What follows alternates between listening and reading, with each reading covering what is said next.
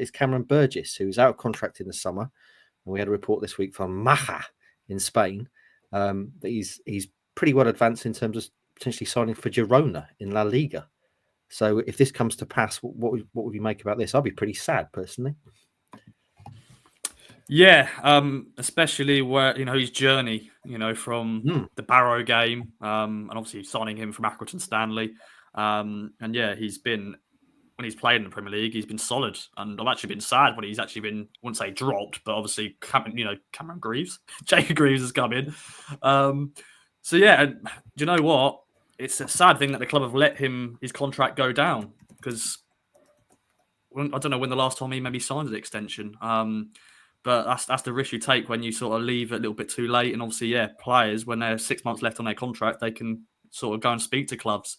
And yeah, he may fancy a little trip to Spain because, why not? He's a well-travelled man because all the travel he does for Australia. So yeah, I will be sad to see him go if he does go. But yeah, we shall see. I'd bloody fancy it, Stu. I don't know about you. Chance to go and live in Spain, make some good money, play in La Liga, lovely lifestyle, fantastic. Yeah. Interesting. Certainly not. If you'd have said to me a while back, where will Cameron Burgess end up, that wouldn't have been one of the first names that came to mind. But what a career arc that he's had since coming to Ipswich. I've been honest about the fact that I thought in the early days of League One that he looked looked like his level. Yeah, I mean they were in those early days. There's no doubt about it. If you caught Cameron Burgess sort of high up the pitch and on the turn, he looked banging trouble at times. I thought he looked just a bit like a League One warrior, head on a stick, but would have his limit. But I mean, when we talk about player development under Kieran McKenna, Cameron Burgess is the poster boy for that.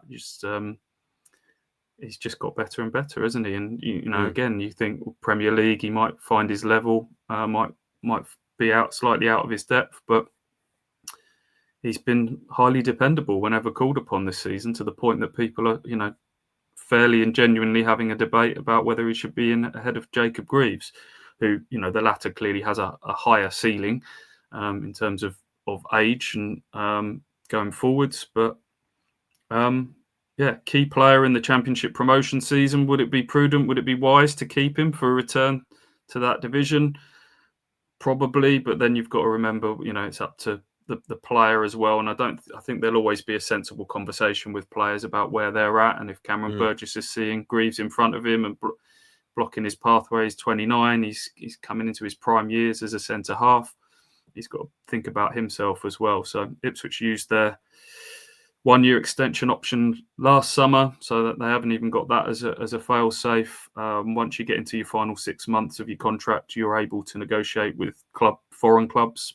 So if the reports are correct, that's obviously what's been going on in the background, and be very sad to see him go. Those goals at Bolton and Coventry are now deeply embedded in Ipswich Town folklore forevermore, aren't they?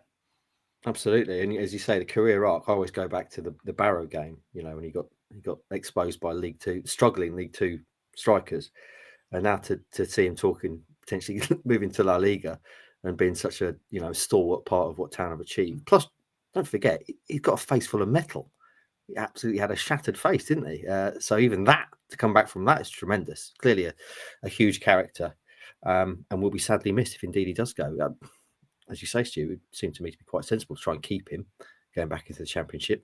But we'll see. I mean, it's up to the player. And if it was me, I had a chance to go somewhere like that, make some good money in the sun, 29 years old. Lovely stuff. I think contract length comes into it as well. And I've done a piece on the players coming towards their end of their contracts, which will be online tomorrow. But I think people underestimate that, like everyone in life, you're looking for a bit of security, and definitely depends what stage of life you're in as well. But Cameron's 29 now. I think, Ipswich might be thinking, yeah, he's going to be a good, solid player for us in the Championship, but they've got to start thinking about sort of slightly longer term as well. So they might offer him 1-2 years, and he might be looking for 3 elsewhere if he can get that. So that always comes into it.